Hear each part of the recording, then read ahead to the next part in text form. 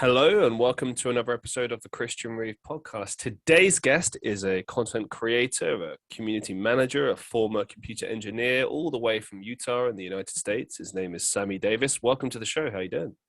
I'm doing well. Thank you very much for having me. I'm extremely excited to be here. Oh, no, there's pressure now. I'm just a guy with a microphone, man. I don't know what you expect. Same here. We have so much in common. I mean, it's funny you say that, actually. I really enjoy doing this show, and I have done. I know that sounds like a weird thing to say, because when I first started it, I was still trying to figure it out. I was still trying to understand like what this show is, and even to this day, when people ask me, I will just kind of automatically say, okay, it's a discussion show, it's an interview show, it's a general conversation. But I think the key thing I'm trying to get to is like life stories and tapping into like what makes people tick, because that's where you get like the real interesting stuff, because everyone has a fascinating life. Doesn't matter who you are. I've had people on the show that, they'll turn around and be like, oh, my life's not that interesting. And then we have an amazing conversation. And to me, the important things are like being wanting to have a conversation. That's key, like wanting to. True. And two, getting comfortable, getting in a place where you feel, relaxed and able to have a conversation. And three, the idea actually came for me from like about a year or two ago, when I was thinking about like, if I ever had a celebrity on the show, for example, like how would I interview them? Because, there's going to be like a million things that they've already answered, whatever. So how would you approach it? And in my mind, it's like, okay, well, you ask them about what they're passionate about, and you get to know them on a deeper level. You don't ask the stuff you'd expect to know. You try and, you know what I mean? And I try to apply that to every single show now. I will, of course, have like those generic questions, talking points, but I'm not even really looking for an answer for those particular things. I'm trying to just kind of get to the interesting stuff and then get a conversation flowing. And then that's when you get to the good stuff. Well, just to warn you, I have limited social interactions, so I might just have an honesty dump within the first 5 minutes. I might just blurt out a bunch of embarrassing things, and you might love it, and I'll be sitting there thinking about it later, thinking, why did I say that? Why did I say any of that? So what you're saying is you're a bit of an overthinker, oversharer, is that right? Yes, to both. Yes, to both. Overthinking is one of my specialties. Every ex that I've had will complain that I will go into silence. I will essentially shut my mouth, look out a window, and close myself off. And they think that I'm avoiding them or that I'm upset. And what's actually happening is my brain has taken over, and it is essentially said, where can I point my eyes so that I'm not distracted, and my brain just processes whatever is going through. And I usually can't tell them what I'm thinking about, because I don't know what I'm thinking about. It's just a string of ideas that just keep coming through. Some of them will stick, and that's how I sometimes make content. Most of the time, I'm just overthinking in general, just overthinking about whatever is happening in the world. When did it start for you? When did you start kind of overthinking and then recognizing maybe it's a bit of a problem? I would say junior high. Okay. I was young. I was maybe 13, 14, somewhere around that age.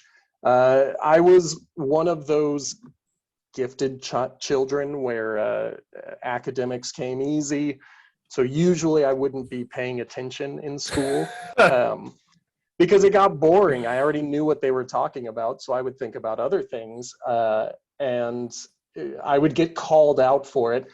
And the problem with, living in your own head is that as a reflex, you're not very good at answering whatever question was asked to you. But given 30 seconds to process and think about it, it's pretty easy to get back on subject and say, okay, I know what we're talking about.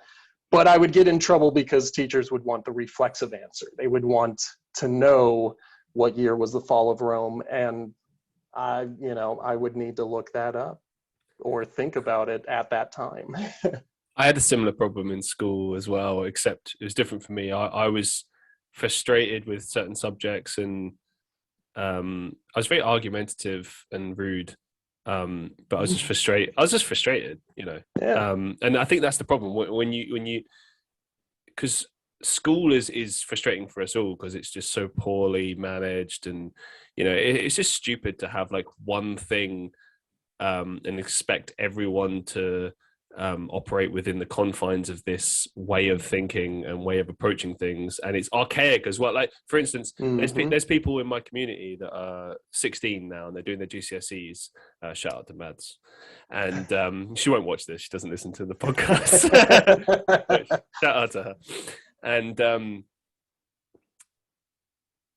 I'm hearing her talk about it, like the difficulties she's having with it, just how frustrating it is. And she's a really, really smart girl, so she'll have no problems when the grades eventually come, but she's having frustrations with it. And I'm hearing like the things she's saying, I'm like, oh my god, like it hasn't changed in when I do my GCSEs like 15 years ago, 10 years ago, whatever.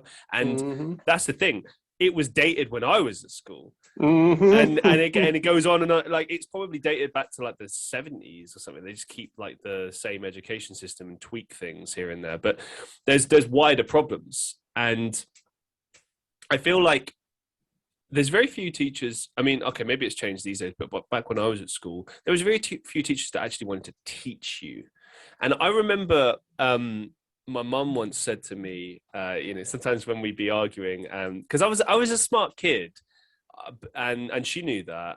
And I think there were times, I remember once she turned around to me, a few times she turned around to me and said this, where she'd be like, "What did I just say?" And then I'd repeat it back to her verbatim, and she'd be like, "But what did I mean?" Yep. And I was just like, because that's the key. That's what real listening is. You're not listening for the words that are being said, you're listening for the deeper meaning. And that's to an extent what the teachers are trying to do as well. But then again, it depends. If they're really trying to reach you, then more often not, you will give them your time of day because you realize they're trying to do that. But when it's, as you say, reciting facts from books and it's boring, and there were so many kids I met like yourself who lived in their own world, and it would frustrate me as well because the school was trying to push them into a box. Like, I remember there was a kid that I met who was an amazing artist, and I'd say to him all the time, "Oh, you got to turn this into a comic. Got to turn it into a comic." And he's very like nonchalant, like, yeah, it is a comic. Like, I'll turn it into a comic, whatever, Like, you knew he was going to do something with it, but he would be sitting there like in maths doing this. We were in the same maths class, and we were both crap at maths. I think he's a bit better than me, but like we were both shit. And he was always so good about it. And we would talk about his art from time to time. And he'd tell me how frustrated he was in art class because they'd constantly be telling him, you have to do this, this, and this, and forget the stuff you're doing now. And it's like, but I want to do this. Yeah. And it's always that trying to put you in a box. What is that? Yeah. I have been struggling with that very question a lot recently. I've been having some employment issues, and I am starting to think that the problem is me, that I am too me for my own good, because I don't like to sugarcoat things. I don't like to say what people want to hear. I like to say what is true, or at least true for me. And if it is incorrect, I would like to hear why it is incorrect, as opposed to just espousing the views of someone else because that's what they want to hear. And it seems as though school is teaching us to be prepared for a work environment where our bosses will want us to be miniature versions of them. So we need to learn early to be miniature versions of the teachers who are our current bosses, so that later in life we can mirror other people more accurately. And I've been studying Daoism as a spiritual philosophy, and one of its key points is to remove yourself to find the truest version of yourself. So instead of saying, well, I desire to be this way, or I think I'm this type of person, you instead just kind of empty your brain of all the noise, which is extremely hard for a person like me, and just speak off, whatever comes to mind, just let it out and see where it goes. You essentially trust I don't remember all the psychology terms. I think it was like id is the deepest one. You trust that voice as opposed to trusting the ego. You disconnect from self to find true self. And true self may not be very attractive to a lot of people. It may not be the best thing in the world. But at the same time, I think everybody's got a right to exist in this world. Everyone's got a special and unique voice. And if we say, oh, certain voices cannot be heard, I don't know. I think it puts us into deeper problems, Why do you think you're the problem? I mean, that's so. I think I am struggling to find work because I know what people want from a worker, and I just don't want to be that. And so the little voice in my head says, well, if you know the answer, then do the answer. But then another voice in my head is like, but you don't believe in the answer. The answer sucks. Do the answer you believe in. Be yourself, not who they want you to be. Yeah. I mean, sounds to me like the issue is more that you just need to find like your people and the right place to work, or maybe even set up your own thing. I mean, that might be nice. dude, this is something I can relate to. I spent many years doing customer service jobs, and then I did corporate marketing, and now I'm freelance. Now I work for myself, and I still have clients and I have to deal with a little bit of that corporate stuff, but it's on my terms. I can leave whenever I want. I'm freelance. And I was scared to take that leap, quite honestly, for years. And then I took it. And the more important thing I learned from it, which I think relates to your situation and where you're at in your life, is I took that leap into something that I was scared of. I was scared of, because I thought, and I said this in the last show, that there was this fear in my mind, like, oh, there'll be no job security. Like, oh, the security. And it's like, the reality is there's no security in any job. Anything you do in life, there's no security. There's no such thing. That's true. You can train yourself to be careful with money. You can train yourself to, I think a better idea these days, and this is what the advice I always give people, is to just maximize your revenue opportunities across all boards. Try, like the old expression, don't put all your eggs in one basket. Try to spread them everywhere. See work more as like a field of opportunities as opposed to just like, I have a job. I mean, it's not the 50s. You don't work in a job till you die and you get a golden watch and then they kick you out the door. Like, life isn't like that anymore. And even when it was, it sucked, because it's like, and that's the thing. You made a good point before about how the school system is designed to train workers. Well, that's a really big problem, because society is different now. You've got all these ideas of like pushing people to be entrepreneurs, pushing empowerment, pushing this, pushing that. That contradicts with go to university, get a job, go to like, and I mean, for instance, look at the job market. I wager it's probably the same in the States as it is here in the UK, where it used to be that, staying in a company for a long time was a good thing, and now it's like, nah, I mean, 2 years or a year and a half is considered too long almost. It's anywhere from 6 months to a year. Yeah, especially if it's the same position for that period of time. Yeah, I mean, it's just life has changed, the world has changed. And with that in mind, I mean, look at what the pandemic showed us. It showed us that, we don't need to work in offices anymore. Who says, like, there like, and all the productivity studies showed that working from home is way more productive. I can speak to that. I work remotely and I get way more done than I ever did working in offices. Because, and the funniest part about that is, like, a lot of people that contradict and say that, working in the office is more productive, those people clearly never worked in the offices I had to work in, where people were like Yep. shouting and screaming and it's too loud. Like, I had to go to other floors of like offices just so I could get some peace, so I could get my work done. I'm old enough to have been my first full-time job, which, you know, really wasn't that long ago, but it was as a writer, and everybody had a desktop, which meant you worked at your cubicle, you did your 8 hours of writing at a specific place.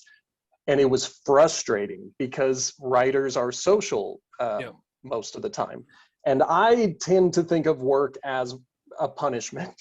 Like I am in prison for 8 hours, and the way to get out of prison is to do my job for those 8 hours so that no one can say he didn't do enough when I decide to leave after 8 hours is finished.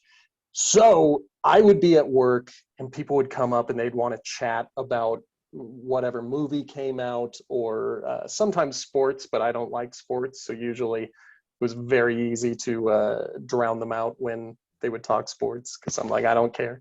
But it was still a distraction to hear human voices laughing and chatting and having a good time. And I don't spite them for having a good time. I just couldn't get work done in that environment. So about 2 years into that job, we got laptops, and no one was at their desk. It was a complaint from management. They could never find us at our desk. And it was like, because we're untethered, we're free. Yeah. Some of us want to work in a coffee shop. Some of us want to work in a library. One dude wanted to work in front of the office building underneath a tree.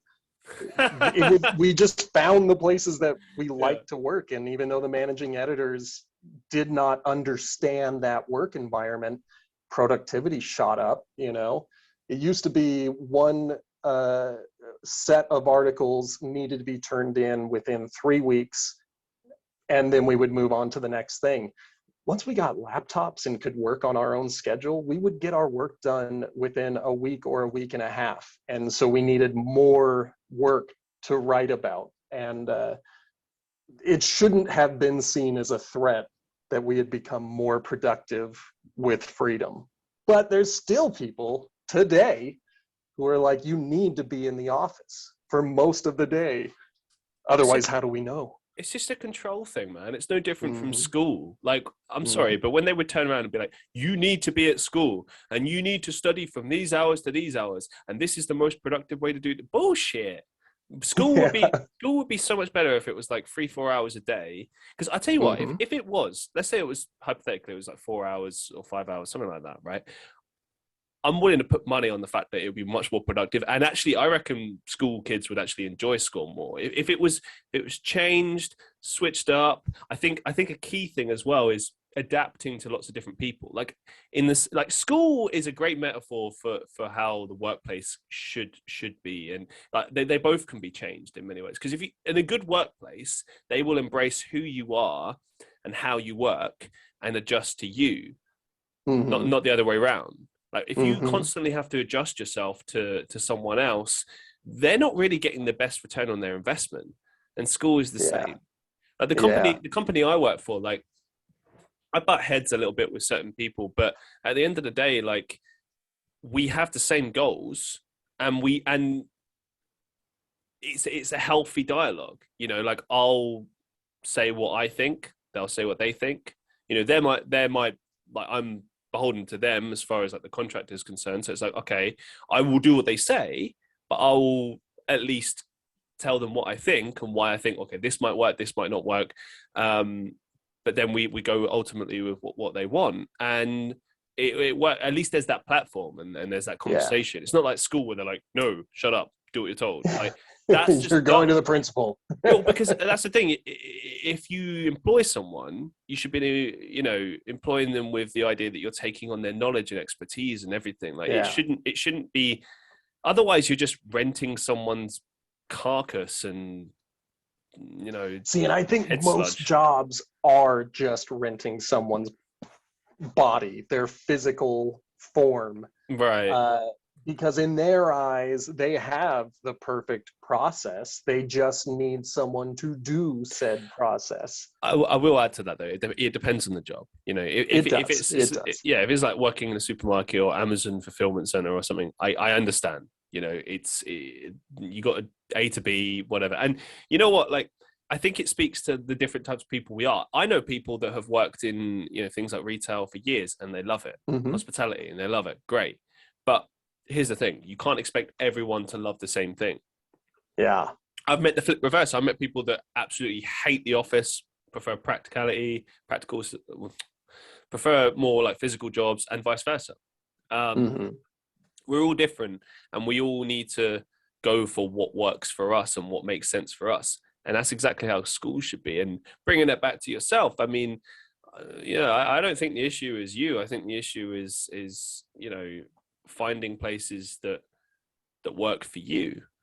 You know, I agree with that. I agree with that completely. And it's interesting that you bring it up, because I think a lot of the issues that we are dealing with today all trace back to this idea of a monoculture, where humans need to fit into what we have what someone has decided is the correct culture, and humans are just too different to do that. That's what makes us great as a species, is that we are highly individualistic, yet able to work as a community. And it's through that individual nature of our being that we're able to see problems differently and offer solutions in a way that someone else never would have thought of. And so if we've got a system that says, no, we need people thinking this way, we're limiting ourselves. We're getting rid of everything that made us great to begin with. Yeah, I mean, I covered this a little bit I did a standalone episode. Sometimes I do topic-based episodes, so I just speak at length on a topic. And I spoke about multipotentiality and polymathy. And are you familiar with those? Just no. Okay. Basically, I would love a quick rundown. So basically, multipotentiality is just another way of saying someone who has like skills and interests in a lot of different areas. And then polymathy is like being an expert in all those different fields. So for instance, if someone is like an accomplished writer and also a singer, then maybe you could call them a polymath. And historically, there used to be this idea of the Renaissance man, you know, this idea that most people in society were expected to be skilled in a range of different areas. So it was an expectation, particularly in Europe, that you spoke several languages, could write, were an accomplished musician, an orator, whatever, like all these different things. And society changed. Obviously, for many, many years, hundreds of years, we lived in the age of the specialist. And, you know, that is very clear and still exists in the form of things like, you know, being an electrician, being a plumber, whatever, you know, there's always going to be room for specialism. But society at large and many jobs out there expect people now to be, I suppose, polymaths or multi-potentialites, in that, you know, you're expected to do a lot of different things and be a master in all those things. And that's not realistic. Yep. It's possible to be good in several areas, but I think, and, you know, especially in the workplace, like you think about any project management things you've been involved in, any teams, like the best teams are a collection of people that are experts in different fields. You come together and it's like, okay, we'll share ideas from our unique specialisms or whatever, and we come together and we create something, but we go away and work on that thing ourselves, right? And like I've seen it so many times when, like, if you try and get everyone on the same page, like you go like, oh, sales, do you have some ideas for the IT guys? Like, what? No, like that's no. Like, I mean, like if it's like an open forum, like we need ideas, everyone please contribute, I get that. But it's like, to a certain extent, like if you're a specialist in a particular area, it makes sense to stay in that lane and focus on that, right? And I think if you don't do that, it can become very convoluted, and it can, you know, just waste time, and it doesn't work. But as you said, like when we come together, and we come together in a way that embraces the things that we're able to offer, then we're able to share that. And in any team situation you've ever been in, like, I know you said you hate sports, but sports is a good example, because it's like everyone has their positions and they focus in those positions, but then they also come together as a team and they do attacks, they do defense, they move together as a unit, and they have like a shared understanding of their roles and how they fit in the team and how they work together to achieve their goals. And it's no different in work, in school, and whatever. But yeah, as you said, like every human being is different. And I still, I've said this on a podcast quite a few times. So I do apologize for repeating this, but it makes me laugh all these years later, thinking about the things they said to me in school. Like, you talk too much, Christian. You need to stop talking too much. You need to stop asking questions. Stop asking questions. You ask too many questions. Imagine that. Imagine. Yeah.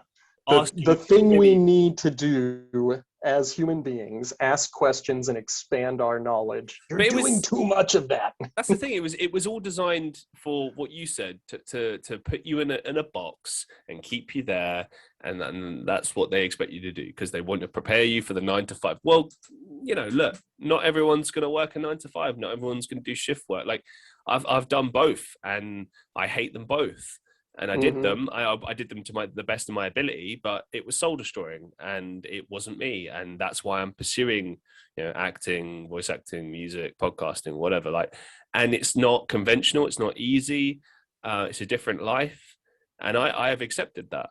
And it's scary, sure, but I've accepted that. If I don't do that, I can't be happy in life. And I think going back to the bigger point of all of this is that, you said it, you got to be true to who you are. You can't be something you're not. You have to be who you are. And if you find yourself in those situations, like you said, like you're going into these jobs and you're thinking, oh, maybe I'm the problem, I'm just not fitting into this. No, bullshit. Like, sure, we need to grow and change as human beings all the time, but it's like when you're a kid and you've got a puzzle set and you try to force a piece where it doesn't belong. It's like, that's not your fault, Mm-hmm. It can't, maybe that was a bad analogy, but it's, like, it's not the piece's fault, maybe, that it didn't fit where it doesn't belong. Exactly. Yeah. It's like, when I started like chasing the things that felt right for me, like acting and voice acting, and like, I have so much fun with it, like so much fun. It feels right. I've done some live streams recently where I've kind of, because I go back and forth. I've had quite a tumultuous couple of years, and there's been a lot of life lessons learned. But I think the key is understanding exactly who you are. What is it that I offer? And not just in work, but in life. Because I think that those things go hand in hand. I know sometimes people go, oh, private life and work life are two separate things. Yes, they are. But how you approach them isn't necessarily different, because you're still that same person. There is a different side of you. Obviously there's professionalism, and business Christian, for instance, is different from personal Christian. But at the same time, that zest for life that you might have is going to be the same across all boards, and that's how it should be. I always just think that life is much better when you truly embrace who you are, and I feel like it gets easier. Life is always going to be tough, and it's always going to throw you challenges, but you're still going to be able to make the best of the situation if you're embracing exactly who you are.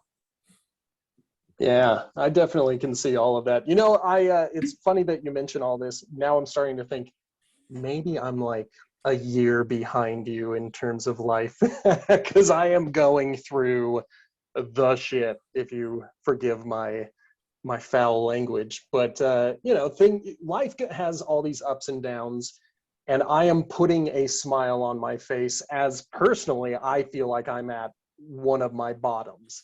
I'm sorry.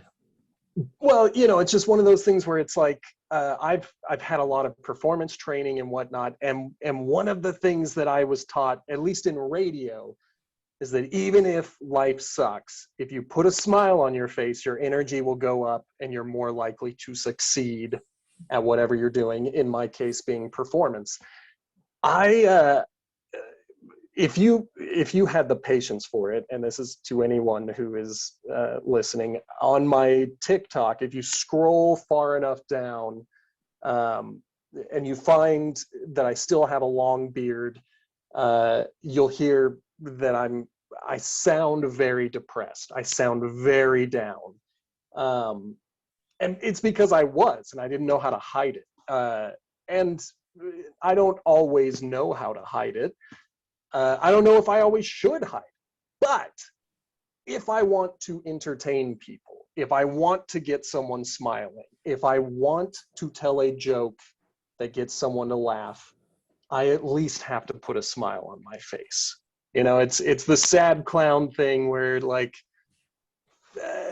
yeah, the clown is sad, but you still laughed at him, and that was really all the clown needed, at least for me.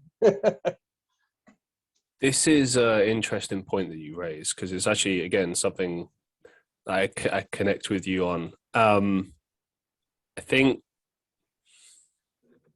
well, firstly, I don't think you should ever be hiding or trying to put your pain into a box and put it away. Like, you got to embrace that shit, man. Like, that's, you got to embrace it now. Yeah, well, you gotta embrace it now. It becomes a bigger problem later. You know, it's like, true. And yeah, I don't believe in all that stuff that society tells us, like, you know, keeping it in and like it will just go away eventually. Bullshit. Like, and there's a lot of stuff counter active to that's come out in more recent decades that says, you know, you should let it out, and you know, you things will get easier if you do that. And it's, when it comes to being a content creator like yourself, I mean, this is what I do, is to just, if it gets that bad, take time for yourself. You know, go away for a while, be at one with yourself, reconnect, embrace it. You know, if you need to cry, if you need to be angry, whatever, and come back when you've, you know, feel yourself again. Because I do agree with you, like, and I've said this to my community online, that one of the mistakes I've made is to come sometimes online when I'm not feeling at my best, and for selfish reasons. Like, I actually came sometimes to do live streams when I've been at my lowest points, because I actually wanted to feel better, and I thought by doing that I might feel better. And sometimes that's true, but most of the time it's not, because you can't, you know, I think we're kind of similar people in that we wear our heart on our sleeve, and you can't hide that. Yeah. And because of that, it's like, obviously you have people that care about you online, that subscribe to your stuff, and they look at that and they're like, oh, what's wrong? And then you bring them down. And that's and it's okay in the sense that, like, those are good people just trying to be supportive, but it's like, see, and I hate bringing anyone down. Like, right, same. I'm fine with being miserable, and I am fine with opening up to friends about being miserable. Right. Yeah. But when I am trying to entertain, like if I'm going on Twitch, I do that 4 nights a week. I've got to bring the energy up. I don't know if a stranger is going to watch me for the first time. You know what I mean?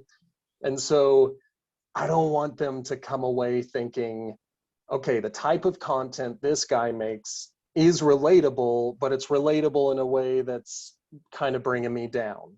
I want to be relatable, but I'd rather be relatable in a way that puts a smile on your face. And you know, does it suck that I feel dishonest at times when I'm like, I can't tell people that I'm frustrated by this or that?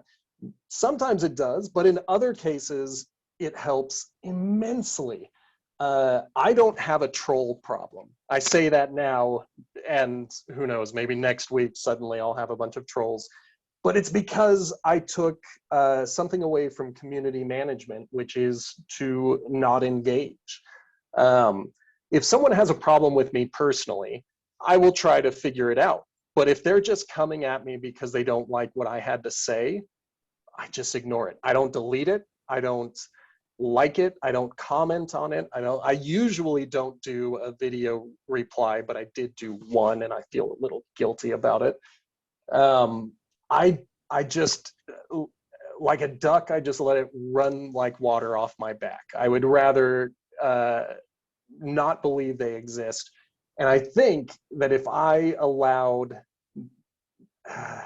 my depression to take charge, like if I was a bit more open about when I am down, I think I would be a bit more combative. I think I would want to pick more fights, especially with trolls, because I would be like, you came at me when I am miserable, and now I will come at you with all of my anger. And that's just not my brand, you know? Like I'm aiming for positivity and kindness. And so even though, you know, I'm suffering from depression, it could be a lot worse for what I'm aiming for if I really engaged with it in the way that I used to, you know?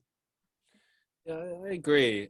I disagree with your point about it being dishonest. I think if you're going, like, you can never tell if you're going, how can I phrase this? Sometimes, yeah, life, you just go through stuff and you got to continue. Like, and I've said this on lives before, like, if things get too much in my personal life or my life in general, I do less online. Like, you just won't see me for a while. I won't do stuff as much until things settle down. And, you know, one of the mistakes I was making, as I said before, was coming online feeling that way and bringing people down or just not, as you said, like doing what you promised. Like, and everyone has a different brand of stuff that they do, but I think sounds to me like we're quite similar people in that, like, most of the time we're this high energy, positive, right? But then the danger with being a high energy, positive person is that when the low hits, oh my fuck, is it low? Like, because it's like all or nothing.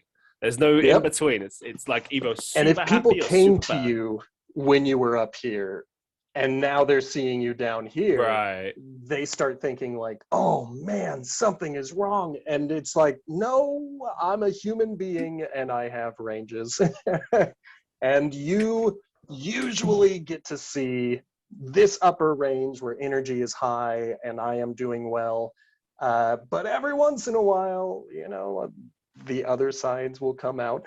One of the things that I have not experienced, and I have to tell people this often because I worry that it's going to happen, I'm not a big physical touch guy, like especially with strangers. So, you know, I'm all about knuckles, but when a new person starts talking to me, my natural reaction is to think, what did I do wrong? Like, what are they about to yell at me about? Because, you know, the only interactions I've had for most of my life, especially with strangers, have been either judges or bosses or management. And usually when they get brought into the conversation, it's because I'm a problem. So I've got this shield that I keep up, and so I, you know, you see me online and I'm vivacious and easygoing, even if I'm in a good mood. If I've never spoken to you before and you come up to me in person, that shield is going way up. I'm probably not going to say much. I might smile and nod, but for the most part, I'm sitting here thinking, all right, when's the other foot going to drop? When are they going to say, but there was this one time and you made it all miserable? I don't know. Life does weird things to us. It trains us in different ways. No, I get what you mean. I suffer from anxiety, and I still have this. I mean, I'm managing it a little bit better now, but when there's a confrontation, my body just goes into like shock. And it comes from childhood, and it's kind of, It's ridiculous. I won't go into details about it because I've spoken about it many times on the show before. Yeah. Suffice it to say, what happens in your childhood and in your early years, I mean, pay attention to that, because that really does shape how you become as an adult. And I think it's one thing I've learned recently is you really got to just be kind to everyone and patient with everyone, because you just Agreed. have no idea like what they're going through, what they've been through, etc. And like, Well, and frankly, you don't know who's watching you. that's true. So there's two sides to it. There is the side of you don't know what they are going through, which is a huge side of it. People have bad days, and no one wants to be judged for their bad days, because the next day they're having a good day. And if you come up and you're like, you were a total bastard, they're going to be like, dude, you just brought me down. I'm having a good day. I'm vibing. I'm relaxing. I'm having a great time. And you're telling me I'm a bastard? Like, screw that noise. So in the same way that you don't know what other people are going through or what their normal is, you also got to remember you don't know who's watching you. And you might be coming into confrontation thinking, I will be Superman and I will save the day. You might have eyes on you and they're seeing Lex Luthor running in and ruining everything, So I am pretty conflict averse, but when I do get involved, usually the attitude that I take is I don't know all the information, and none of this is going to matter next week. At least that's the hope, There are obviously situations where it matters in a week. But in most situations, most conflicts, it's something fairly mundane that we have allowed ourselves to get really upset about. And if you find yourself involved, you are involved at the point where it has become an issue, but it may not actually be an issue. It's just our emotions have gotten pretty heated, and it's hard to step away and reassess what's going on. So I don't know. I try to aim for even keel and chill at most points. Can I tell you what I saw yesterday? Go for it. This is also going to explain a bit of my trauma, because I don't like to get involved. I had to get my car registered. We do it every year. It sucks because it's expensive. At least with my old car, it was so expensive. So I brought headphones. I had a podcast I was listening to. I think it was My Brother and Me. So a comedy podcast. I'm having a good time. And then I hear voices raising as people are yelling at each other. And I look over and I see one of the managers yelling at a customer. And the customer's like, I was here last year and it was the same thing that time and blah, blah, blah. And this employee is like, you were just yelling at my regional manager about this. And what is my regional manager going to do? They're going to kick you out and tell you to go somewhere else. Like, you're not going to get your problem solved by acting this way. And I'm just like, you're right, but I don't want to listen to this. So I had to turn my podcast up and do the best I could to not only not be involved, but not watch it. It's just, we train ourselves to react to these things in different ways. And my training says, don't get involved. Keep your head down and let things happen. I know what you mean. Yeah, I'm either one or the other. I'm either like risk averse like yourself and just like, oh, please let me get out of here. Or if it's interesting, sometimes I might kind of just casually unhook a headphone, casually look around. Here's the thing. What makes it interesting for me is intoxicants. Like, if I'm at the bar, the Sammy on this podcast doesn't exist.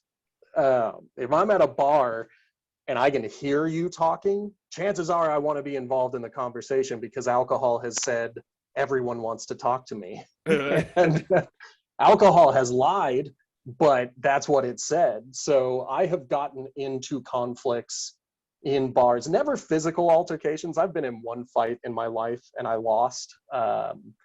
And, you know, despite being a pretty large dude, I just don't like hurting others. Yeah. I really don't like doing that.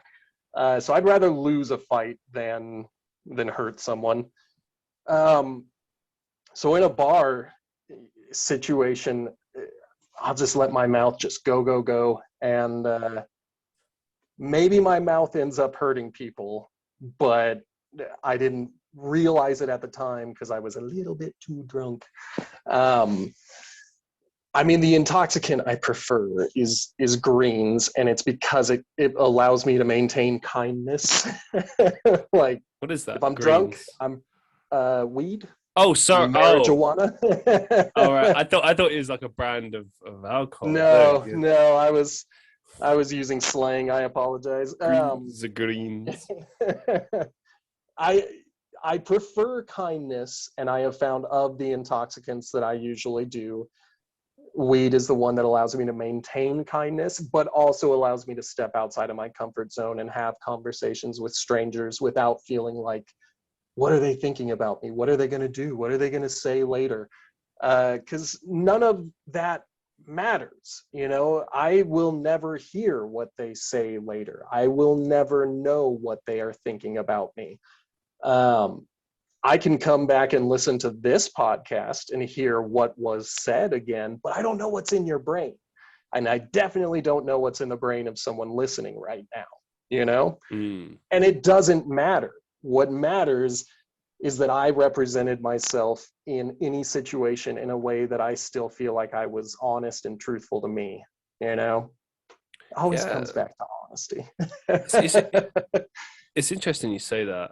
I was on Reddit the other day and I was just looking at like various threads, and someone asked in the Ask Reddit thing, like, what stuff, you know, that you, what stuff matters less as you get older. And one of the things was that one of the people said, and it was one of the top voted answers, was just not caring about what people think.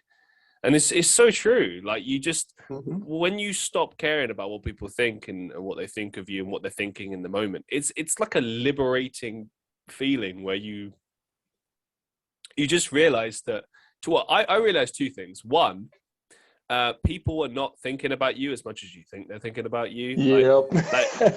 Maybe I am rarely on people's mind. Yeah, like maybe once in a blue moon, people bitch about you, or maybe they even say something positive about you. But most of the time, people are thinking about their own shit going on. Yep. They're not thinking about you. And that's one part of it. But another part of it is, like, even if they are thinking about you for better or worse, like, why does it matter? It doesn't change what you're going to do. It doesn't change what you have done. It doesn't change anything. Like, the only time that something that someone is thinking matters directly to you, I suppose, is when you're in like a situation like, I don't know, job interview, talent show, something like that. Maybe then it matters, but then you're not going to know unless they say it. So there's no point worrying about what they're thinking. Like, and even what they say may not be everything. It may not be everything they were thinking. It may not be even honestly what they were thinking. My marriage, I'm divorced. Sorry. It's fine. I'm so happy. It's over. Like, yeah, it sucks to be single and it sucks to be lonely, but so much better than being with that particular person. Like, but one of the conflicts we had was, you know, she was always like, it's like you don't even care about what I'm thinking about. And I regularly had to say I'm not psychic.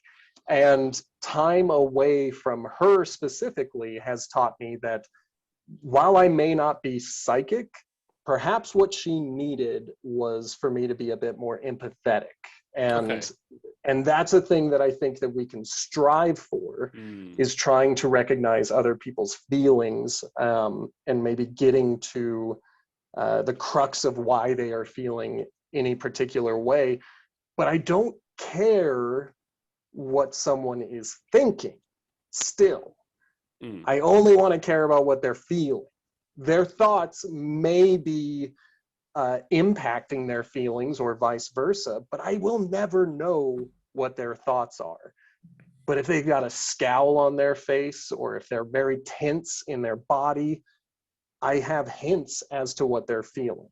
And I can take those hints and,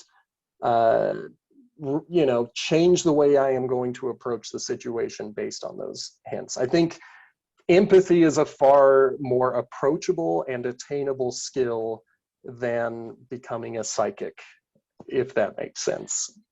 Yeah, no, you're right. I've had quite a few people on the show discuss this concept of empathy, and something that I'm learning about every single day. And we all make mistakes, but I totally agree. I think more often than not, that's what people are looking for. Like I had a bit of a mini debate with one of my housemates the other day about this, and I kind of said that, like, more often than not, like, when people want support, they don't want advice, they don't want your sympathy, they want to feel that you care and that you understand and that you're present. That's kind of like the 3 points of empathy. It's like, you're there, you care, you're present. But aside from that, I mean, no, you don't have to know what they're thinking. You don't even have to have the answer. You just have to be there, And that just blew my mind when someone told me that. Like, I actually learned this most recent lesson from a bit of an argument. I fell out with someone, and unfortunately we didn't patch things up, but they were the way they were.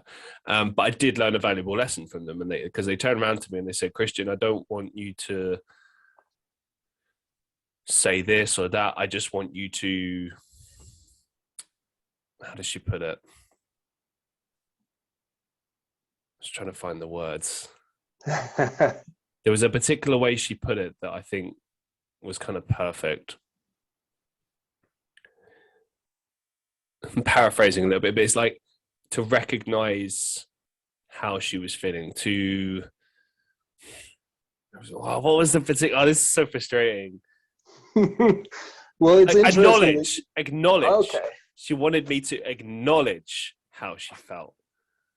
It's like to say things like, "I understand how you feel," or I'm sorry that you're feeling this way. Like, because as you said, feelings are more important than the thoughts. The thoughts are, like the advice stuff, like, I mean, most of the time people don't take people's advice anyway, but the feeling stuff is so you can change someone's feeling just by paying attention and being present, maybe saying a few positive things or shifting their mindset with something else, or even just distracting them, like bringing it back to you and what you do. Like when people come and look at your TikToks or your lives, they're coming for entertainment, they're coming for a laugh, they're coming for joy, and that is a form of escapism, and it can lift them back up. If they were in a low place, you've now brought them up to a happy place again, and now they can be all the best of themselves, and it's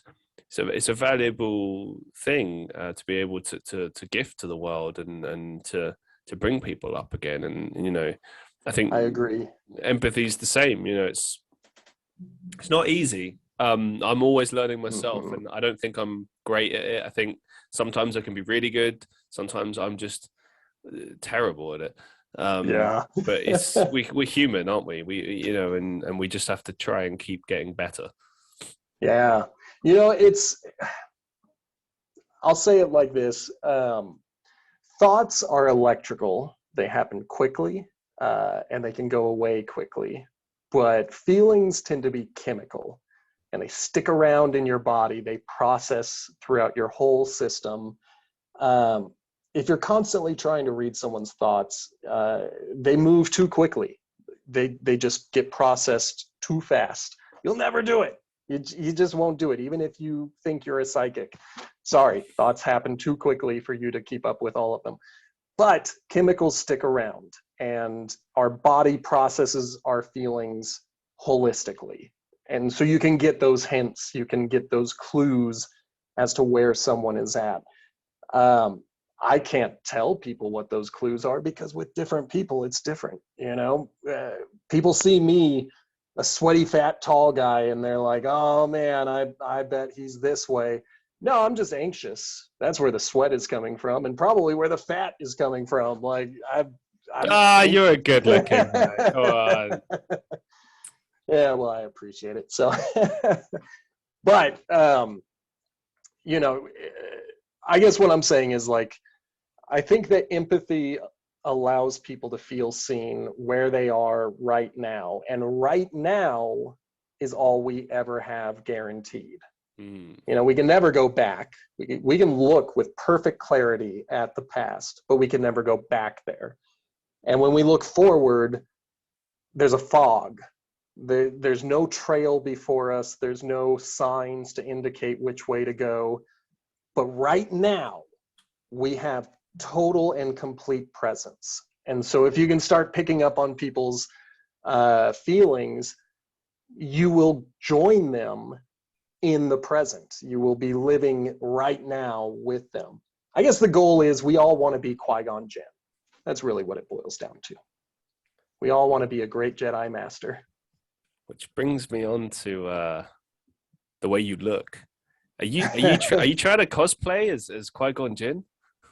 Oh, that's funny. I gotta look at what he looks like. I might have to trim my beard to No. pull it off a bit. Does he have a long beard in episode 1? He has Okay. It's been a while since I've watched it.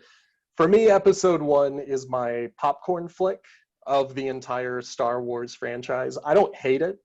I know a lot of people my age and older hate the prequels. I only hate episodes 2 and 9. Attack of the Clones and Rise of Skywalker. Those are the only ones that I think are just bad movies, and it's hard to just watch them. But episode 1, you put in some popcorn, it's got bright lights, it's loud, it's got comedy, it's got action. I mean, they showed us what a lightsaber fight could be for the first time in episode 1. Instead of two old dudes just poking sticks at each other, which I still get a kick out of. Oh yeah. I mean, I love that original trilogy. I love the original dialogue as well. It's like, when I was with you, I was but the learner. Now I am the master. It's like Master of Evil, and calling him by his title as a first name. Like, oh man, there were so many things Star Wars didn't know, but they were taking a risk with episode 1. And while it's not a perfect movie, I still think about some of the things that Qui-Gon Jinn said throughout the movie, like be mindful of the present. You know, there's always a bigger fish. Yes. So many little quips and lines. I had a couple of friends who were well, Obi-Wan. Yes. But do not let them. Yeah, all that stuff.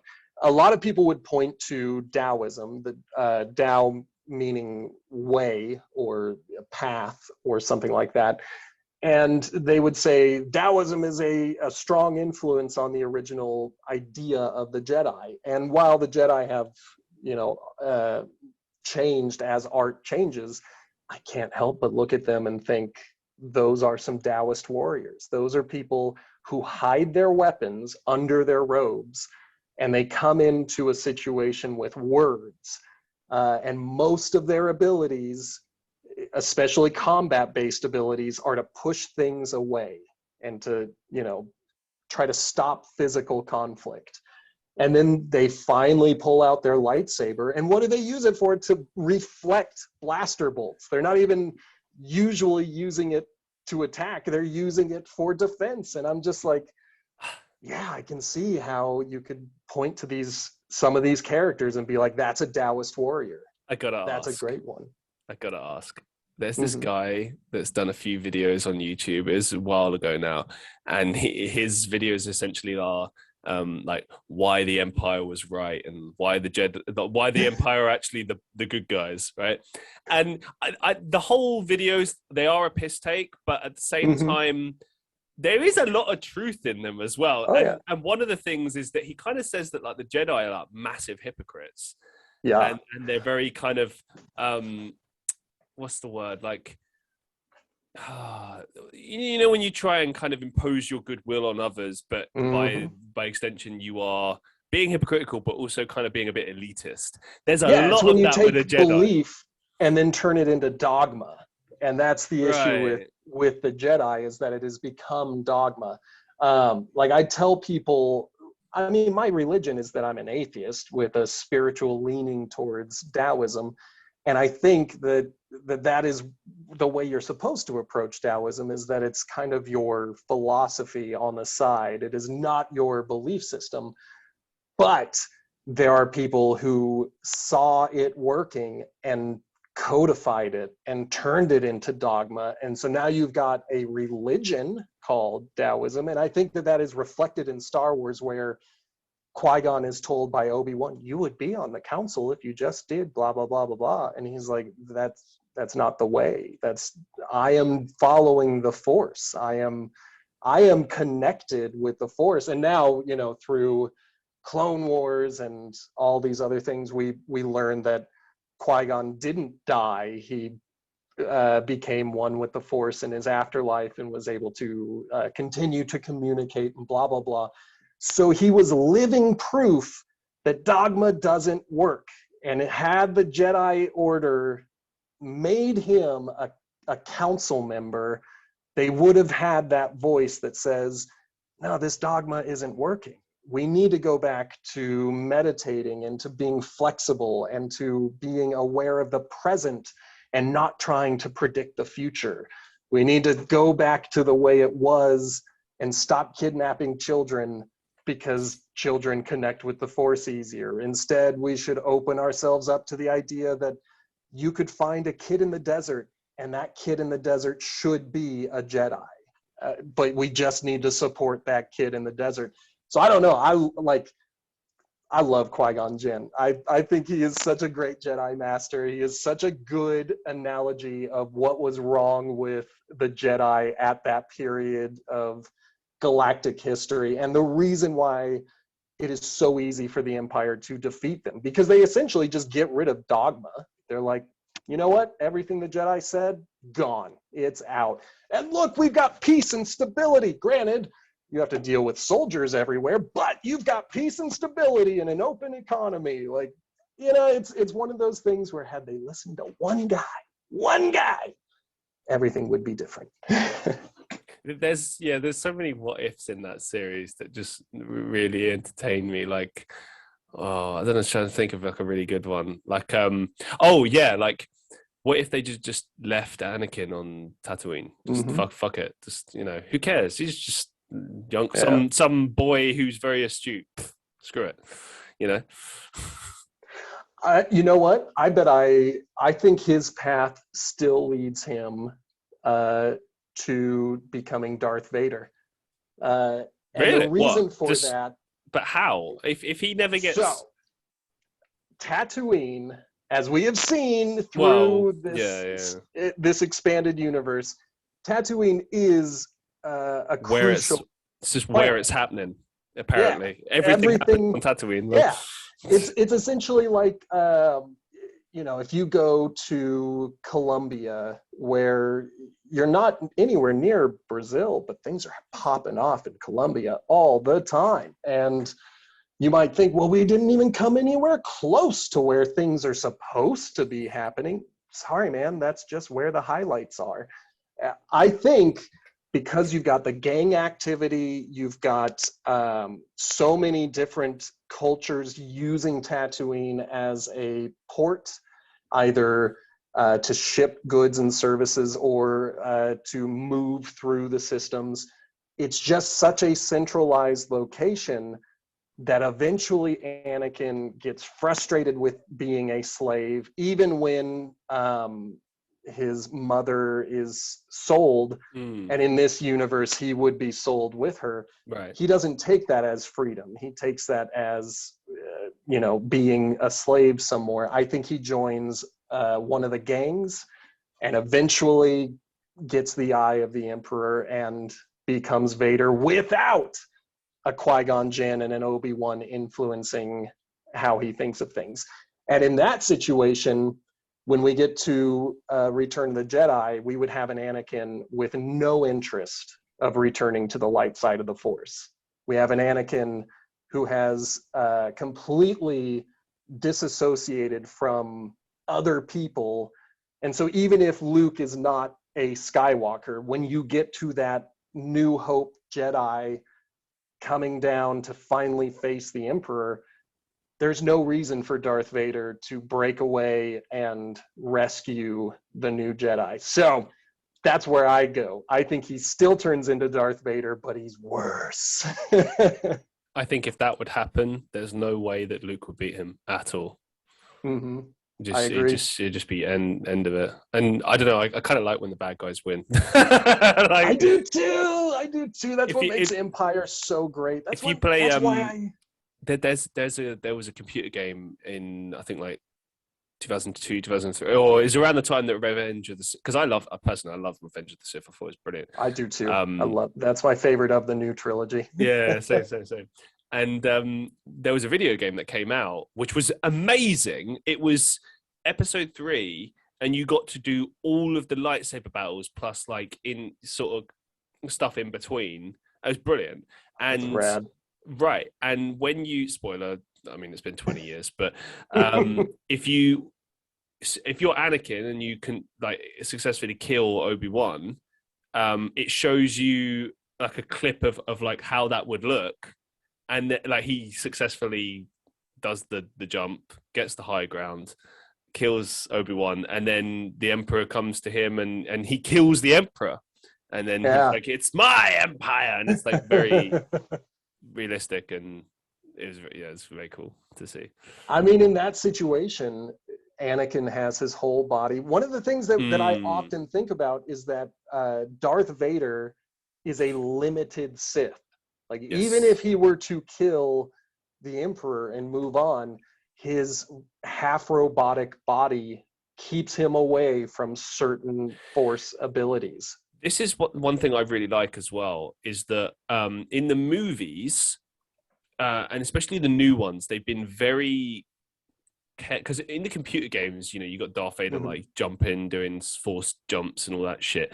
Like, that's just not realistic. Like, as you said, he is a limited Jedi. He's robotic. Like, and it doesn't matter. Like Rogue One, Kenobi, he's always grounded. He has a lot of power that he uses, but he's still grounded and he's still robotic. And it's very much like that. And it's consistent with when you get to the original trilogy. It's all consistent. Like, he would be limited in his abilities. And it's also interesting as well, like there's a lot of people doing his bidding, which is interesting. And I feel that a lot of it is to do with that, because he's limited. I mean, in spoilers for anyone who hasn't seen Kenobi, okay, you've seen Kenobi, right? Yeah, I am caught up. Right, cool, good. So obviously Anakin spends most of his time in the Bacta tank, and I can't help but feel that that's by design, in order to kind of illustrate just how broken he is, and how as Darth Vader he might seem like this menacing, terrifying character that's all powerful, but actually Darth Vader is not actually that powerful. Like, he is powerful to like any untrained Jedis or whatever, and for the most part he can defeat a lot of them. But like the major Jedi, like the really powerful ones, like Obi-Wan or whoever, like they can't he can't defeat them. I mean, even Obi-Wan, he didn't defeat him. Obi-Wan did exactly what Qui-Gon did. He became one with the Force and made himself Force disappear or whatever. And Luke was able to defeat him because he was flawed, because there was still light in him and everything, but also because he was broken and old by that point. It would have been like 30 years of being in that, or 20 years or however long of being in that, that suit. Yeah, and it's got to be tiring. Like I know the books aren't really considered canon anymore, but screw it. Like, when they describe what it's like being in the suit, apparently it's like torturous for him, tiring. He's constantly in fear, anxiety, angry, so it's like just tiring. And I don't know if this is still one of his abilities, but way back in the day, he was credited with having battle meditation, which is a force ability that both Jedi and Sith can use, where he essentially projects his feelings outwards. And I think I am a whiny brat that hates sand. Pretty much. I am a whiny brat that hates sand. And everyone is like, sand sucks. And it's, when you watch Rogue One, which is one of my favorites of them all, you see a hallway full of terrified rebel troopers desperately trying to escape. And that is proof that he's pushing fear outwards. And then one movie later, granted, we're going back 30 years to a time when technology wasn't there. But if you're like me and you like to rationalize things in your head, when mature Obi-Wan Kenobi is facing off with Darth Vader, he does not feel that fear. So Darth Vader cannot come in and just swing his lightsaber and wail away, because he does not have that force ability to intimidate and scare the person who he is facing. And so instead we see two old men trying to still hold their lightsabers, fighting each other. I'll add to this. I think he's afraid of Obi-Wan. I'll agree with that. And so he's tentative. So that's why he doesn't fully go for it, because he's unsure. And what we're now discovering with the lore that's now being added is that he lost the major battle in Revenge of the Sith. You know, he got chopped up into pieces. And if you really think about it, yeah, he becomes a Sith. He goes under the Emperor's wing and everything, and he becomes full on dark side. But he's like, Obi-Wan took everything from him. He made him less of what he was. So you're of course going to be scared about the person who did that to you. What if they do it to you again? You know, it's just like a rational thinking thing. And in Kenobi, again, spoilers. This is what, episode 2? No, I think it's 3. So 3, yeah. So in episode 3, you see, I mean, it's just like I don't even know what to call it, like a scuffle. Let's call it a scuffle. And I loved it. Very poetic. Darth Vader does exactly what Obi did to him, but like in a very kind of pissy, emo way, where it's not quite the same thing. But it was cool. It was really cool. Not disparaging it by any means, but like when you see it, it's like clearly like he's trying to recreate the same thing, but it doesn't work.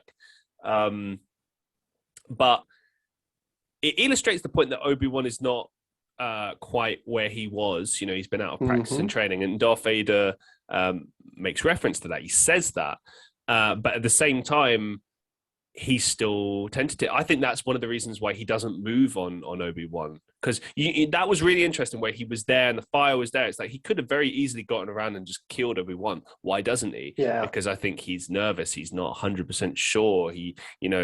Maybe it's a trap. Yeah, it's been 12 years since they have seen each other. Like, is this Obi-Wan who has continued training and is very powerful and can win this fight? Is he feigning? Is he pretending to be weak and scared and losing?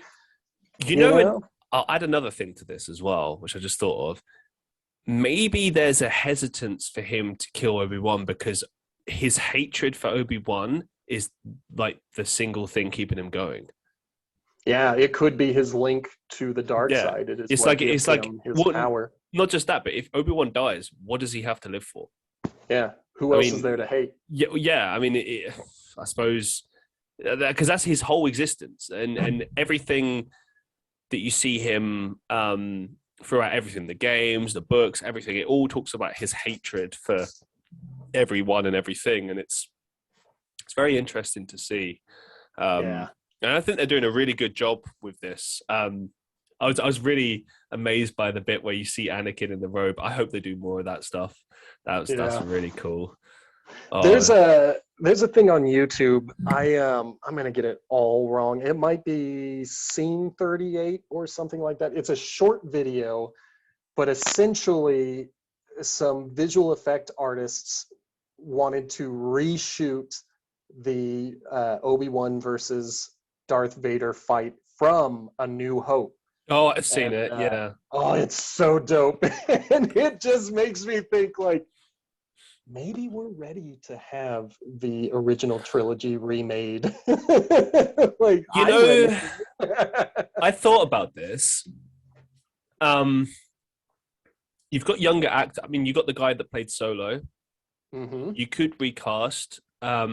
Sebastian Stan could do Luke Skywalker. I mean, there's Oh options. man, he would be a Um, good Luke. I mean, he's getting a bit older now, and I want to see a Luke who looks like he's 17. Maybe Timothy Chalamet. He looks like a child. I just think I think it would be brilliant. It'd be different, but I also Hmm. think that there'll be a massive backlash, and that's why they haven't Yes. done it. And I think that's kind of silly because things change, and the original movies were made at a time, as you said, like they're still amazing. I think, I mean, they still use Hmm. practical effects to this day. They still use models Yeah. and stuff, which is, I think that's brilliant. But reboots have to happen every once in a while so you can introduce things to a new generation. And there's only so I agree much with that. once you've done the Kenobi stuff, and there's only so many stories you can do that actually include like Darth Vader, which is such a powerful, interesting villain. But then there's a lot of arguments that people have, which I agree to, where they say, well, we're kind of done with the Anakin Skywalker story. It's been done. And it's like, Yeah, that's fair enough. And it um, is.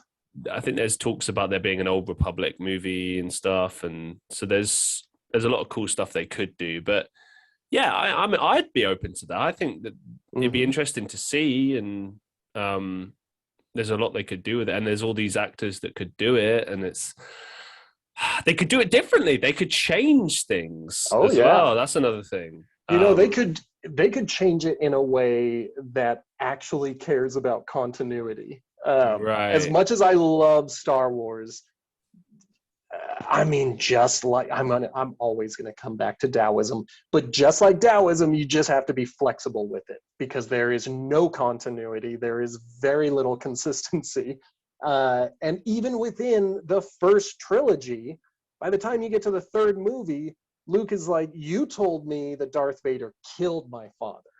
Well, he kind of did in a certain point of view, and it's Well, I like, will say what with that though, they salvaged that quite well because yeah, while it was a bizarre thing for Obi-Wan to say, it's kind of true. Like his father was, in a certain point of view. yeah, And he that's kind is of all of Star Wars, is the you just biggest kind the of have to biggest be problem like, with the biggest problem in the original series. There's two problems I find. Well, three. One, okay, Han shot first. I don't care what you say. Han yes, shot I'll first. agree with that. He's a ruthless killer, and it's Yep. cool. So Yeah, Han shot first. that's what Secondly, makes his change so great by the end of the movies, because now he cares about these little teddy bears. Like, this was the dude who shot first. This was the now he licks his ruthless stupid little guy. teddy bears. It's like I used to be a cold-blooded killer, Yeah, but and now then I'm cuddling. I like cuddles. No, So like your other two things. right. Sorry. So that Leia kisses her brother, and then we find Mhm. out later that she knows. She's always known that that's her brother. Okay, so right, So and why'd then you do that? also, apparently she knew her mother for quite Yeah, years. She I have remembers her mother, even though her mother images, died at birth. flashes. Yeah. So consistency and continuity have never been front of mind when making a Star War, but that's its charm. It's you're getting a story that is its own story, and it's going to contradict with other stories. And it's no Marvel. Like, I dig Marvel because continuity seems to be a big deal in the MCU, but Disney has not applied that formula to Star Wars, and maybe they will in the future. And if they do, I might enjoy it in that way. But for now, I just kind of have to forget about everything I saw in the past and be like, oh yeah, Darth Vader, he's a character that exists. Now let's see what he does in this story, because it may be completely contradictory to what I have seen in previous stories. And frankly, the thing that got me there was the animated series, The Clone Wars. There was a 2-part episode where at the end of part 1, the Republic wins. But then at the beginning of part 2, they're talking about how the Republic lost. And it's the same story, but they had to end every episode with a happy ending because it's a cartoon for Cartoon Network, and you gotta, these kids can't handle the bad guys winning. So we'll just change the story in the next episode to say bad guys won, so how are the good guys gonna win this time? And I rationalized that in my head by saying, what if these are stories from various clone troopers? And this is just how they're remembering it. And their memories are going to be contradictory, and frankly, they're going to be wrong. But this is what they remember, and someone is telling us their version of that story. And then we'll hear the next version of someone else's story, and it might contradict, but we weren't there. We're just getting stories from other people who were. You weren't there, man. You weren't there. Yeah, I didn't see those turbo lasers firing down on us. I just want to switch things up, and you spoke about how important Daoism is to you. Let's explore that a little bit. So how did you get into it, and why does it mean so much to you? So about 15 years ago, I was a hardcore Baptist, and I thought I wanted to be a youth minister. I wanted ministry to be a part of my life. I went to a private college, and I realized I was not getting any support from home, like ministers or friends, anyone who I was just wanting to get advice from or just chat with. The fact that I was now out of state seemed to communicate to them that I was no longer a part of their lives. So instead I started listening to people who were around me, and, even going to a Christian school, you will hear people challenge Christianity. And I started to think maybe I shouldn't have this literal view of what Christianity means. So I started to move more into, agnosticism, where I was like, I just don't know the answer. I'm pretty sure it's this way, but I don't know. And someone was like, oh, you're agnostic, you would love the Daoism. And they gave me this copy. It's the Stephen Mitchell version that I've had for like 15 years. It's all like gross and grody on the pages because I'm always opening it and reading it. And there was this line where they said the wise man, the wise man hears the Tao and accepts it immediately. The average man hears the Tao and thinks about it, but allows it to pass over his head. And the fool hears the Tao and laughs out loud. And for a while I was like, well, I need to be the wise man. I need to be the one who accepts it immediately. But 15 years of study has shown me that the one we need to be following is the fool, the person who doesn't know anything, the person who doesn't perceive anything and hears these lessons and goes, that's kind of true. I like that. That is the hero of Daoism, is the person who has removed themselves. So I got into it because I was at a spiritual crisis, and as I have told many people many times, it is not a religion. It's barely spiritualism. Like, it is trying to grow your spirit, as it were, but there's nothing in there that tells you what's going to happen when you die. There's nothing that tells you how to save your soul. There's barely reference to you having a soul. It's more of an issue of saying, let's imagine that whatever force is in the universe is bigger than we imagined it to be. And that was my entry point. I was like, well, I believe in a pretty big God. So what if the God I believed in was even bigger than that? And that was kind of my entryway into saying, this dogma limits my view of God. Therefore, I don't accept this dogma anymore, because it's no longer serving a truly infinite version of God. Does that make sense? So just, little bits by little bits, eventually I stopped believing in the concept of God altogether. And yet I still think that there is some kind of infinite force behind all of this. I don't know if it is a quote unquote God. I don't even know if it's intelligent.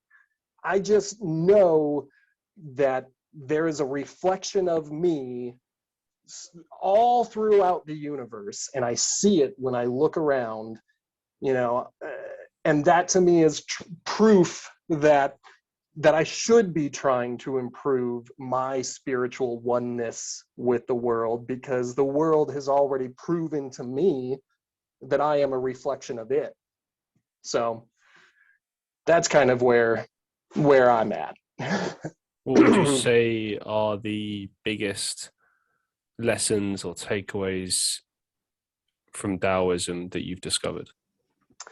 So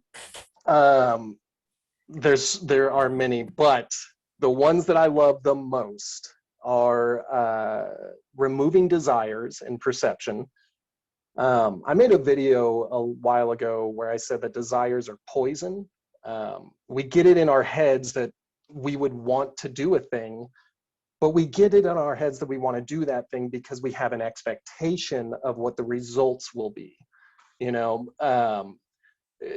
To be frank, when I agreed to do the podcast with you, I had it in my head that the results would be maybe more people would follow me on TikTok and Twitch, and maybe I would start to expand my audience.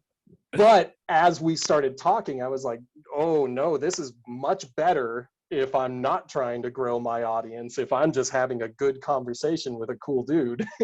Oh, thank you. I mean, so I would just say on a side note, like, I wish it was that way. I've apologized to many of my guests because many of them have wanted this. Well, I know that the reason they appear on my show is maybe to reach a new audience or whatever. And yeah, I mean, exposure is what we're all dealing. That's just not days. Something I can offer. I can give you a good interview, a good conversation, but unfortunately, I don't have a big following or anything like that. But and that's that living in the moment. If you get rid of the desire for the results that you think you want, and you do a thing because it's the thing that you are wanting to do, right, you will be surprised by the results. And so getting rid of your desires is a way to appreciate the surprise that comes from life. You audition for a role with the expectation that you will either get the role or you will get rejected. And maybe something in the middle happens. Maybe you didn't get the role, but you met someone who was like, hey, I've got this other part that I was thinking about you for. You had no idea that was even a possibility going into this situation. And if your desires are all wrapped up in gotta get the role, gotta get this part, you're closing yourself off to the possibility of other things coming in. And so, one of the things that Daoism says early is get rid of your desires, but then it never says don't do the things you want to do. It says do them because you want to do them. They talk about athletes, and they say that the best athletes are the ones who want to compete with opponents who are at the top of their game, not because they want to beat someone who is the best, but because they have a love of the activity and they want everyone to be at the top of their game. They don't want to deflate footballs because that will let them win another Super Bowl. Like, that's not Daoism. That's terrible. So abandoning desires is one of the first things to do. The second thing to do is to be wholly yourself. And this is where I'm struggling with all of them. I mean, come on, nobody's perfect. But they break it down into being excellent. They don't say be excellent, but they essentially say do what is natural to you. And because it was natural to you, others will look at it and say, this person is amazing. This person is so good at this thing. But all you were doing was what was natural. You did it like breathing. And that's the concept of being excellent. And then finally, accepting limitations, whether that be that, things end, people die, or just accepting the fact that you cannot do everything. When you can accept that there are limits, you are able to look around and find alternate paths. If you look at a river, A river doesn't stop when it hits a rock. It doesn't hit that rock and go, oh, how are we going to get through this? It moves around it. It flows. It goes whichever way it needs to go, because there are going to be things that will limit you in life. You can either get hung up on those things or just move on. And so, those are probably the three big tenets. Be desireless, be excellent, and be gone. But there are other things like, I'm going to get it wrong. I think it's Wei Wu Wei. It essentially means action through inaction. It says, stop trying to meddle and get involved in everything, and instead do the most natural thing to do. And if the most natural thing to do is nothing, congrats, you did it. Except that doing nothing was the correct answer. and that's a thing that people have a lot of trouble with. And then another thing that people often get hung up on is self-reliance. We live in a capitalistic society where you have to have money to live. And so self-reliance sounds like find a way to make money, but what it really means is accepting who you are. And that's a very hard thing to do, saying, all right, this is where my limitations end, and now I need to go look for help. I need to be able to say, okay, this is as far as I can go, but I bet someone else can do more, and going with that. I'm a big fan of the Walking Dead and the Fear the Walking Dead TV shows, and I bring this up because I feel like one thing that doesn't, or at least I've not seen discussed, is how on the nose they are about like human nature and what we're like, and and there's going to be spoilers. Have you listened? I've not watched it, but I did read one of the comic books, so okay. So I might have some knowledge. I just won't know all the characters. What I will say is, I'll try not to give too many spoilers, but what I'll say is that they reflect everything from society trying to claw back what it once had and what that would look like, to just living in a kind of a lawless state and what that looks like, and killing versus choosing not to kill. And I'm still in the midst of finishing off Fear the Walking Dead at the moment, and to me it's a really accurate representation of the good, the bad, and the ugly of humanity.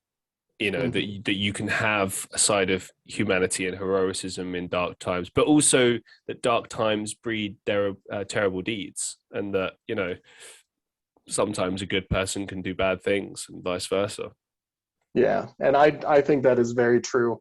And one of the things that I didn't mention from Daoism, because it's a hard subject, is the removing perceptions.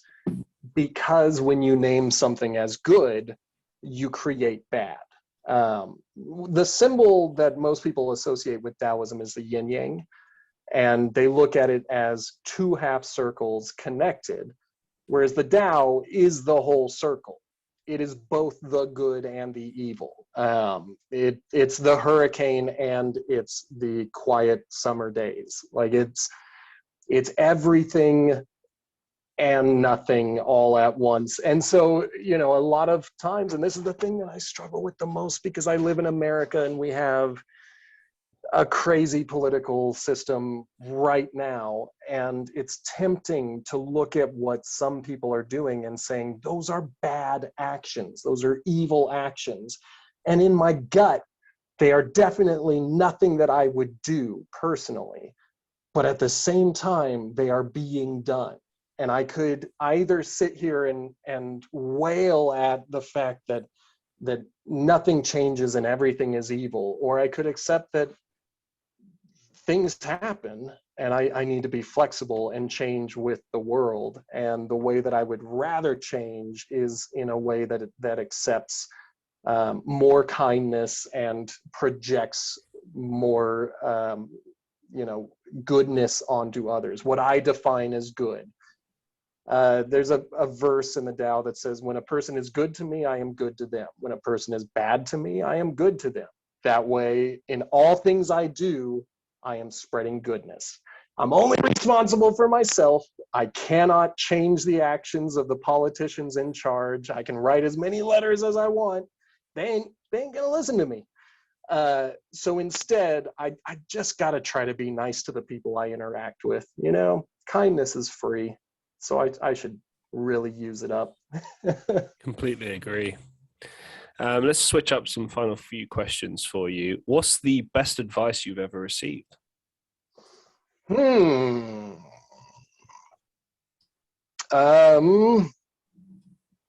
That's a really good question, because I've received a lot of terrible advice throughout my life. I'd say probably one of the best pieces of advice that I ever got was not to speak, was to just listen. And there's a lot of malicious compliance with that, where I will go to a meeting and just be silent from minute 1 to minute last. But when I'm taking it at heart, when I am doing what the actual advice is, it is usually doing the math and saying I have 2 ears and 1 mouth, so I should listen twice as much as I speak. And in a conversation with people, I try not to see, this is hard because we've been talking for 2 hours about it, and so it's hard to be like, I try not to speak too much, but genuinely in most social interactions, I really just want to listen and take it all in.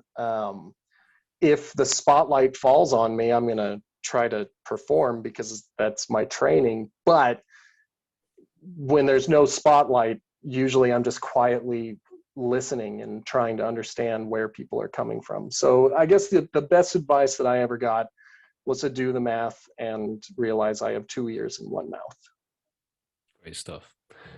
What's the biggest life lesson you've learned so far? To accept myself. I'm not there all the way. There are many things that I would love to change about myself, but on my best days, those are the days when I look at myself as a complete person who belongs here, who has a place on, this physical plane. And I should accept that and be happy with the fact that I am here experiencing now. There's no guarantee that I'll get to experience tomorrow. And I definitely can't experience yesterday, but I got right now, and that's pretty dope. Amazing stuff.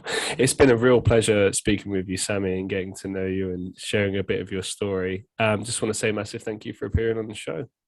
Oh, Christian, I am so glad that you invited me. This was one of the best conversations I've had in a long time. So I am genuinely grateful to have had this chat.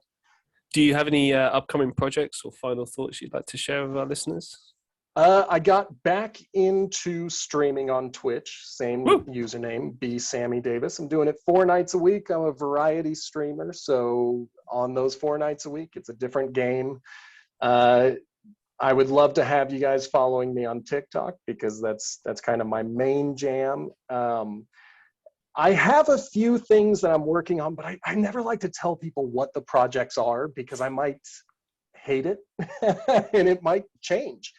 But I have found that where my life was, the last time my life was at its lowest, when I threw myself into Daoism, I learned a lot about myself and was surprised at the results of what happened. So I'm kind of doing the same thing again.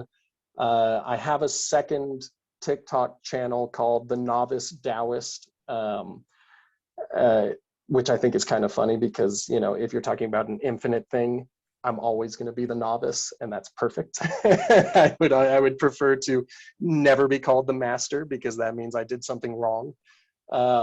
But with that, I'm also working on some writings that I might put on the internet, but I might keep them just for me. They might just be my own thing. So that's what I can say about projects.